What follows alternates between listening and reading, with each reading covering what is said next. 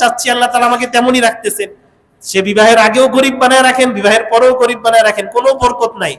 কিন্তু এই আয়াতের উপর তাওয়াক্কুল করে আপনি বিবাহ করেন, দেখবেন আল্লাহ তাআলা আপনাকে এই আয়াত, এটা কোরআনের আয়াত, আল্লাহ তাআলার ওয়াদা, ওয়ানকিহুল আয়ামা মিনকুম ওয়াসসালিহিনা মিন ইবাদিকুম ওয়া ইমাইকুম ইয়াকুনু ফুকারা, যদি তারা দরিদ্র থাকে, ইউগনিহিমুল্লাহু মিন ফাদলি, আল্লাহ তাআলা বলছেন বিবাহ করিয়ে দাও, আমি আল্লাহ তাকে ধনী বানিয়ে দিব। এক হাদিস আল্লাহ রাসূল সাল্লাল্লাহু আলাইহি ওয়াসাল্লাম ইরশাদ করছেন যে আউনুন আলাল্লাহ হাক্কুন আলাল্লাহ আউনুহু, যে আল্লাহ তাআলার উপর হক হয়ে যায় তিন ব্যক্তিকে সাহায্য করা।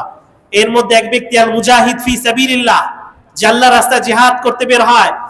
এর মধ্যে এক ব্যক্তি সেও আন-নাকিহ আল্লাযী ইউরিদুল আফাফ, সেই বিবাহোচ্ছুক ব্যক্তি, বিবাহে ইচ্ছুক ব্যক্তি, পুরুষ বা নারী, যে ইউরিদুল আফাফ, যে চারিত্রিক শুদ্ধতার জন্য, চারিত্রিক ভাবে হেফাজত থাকার জন্য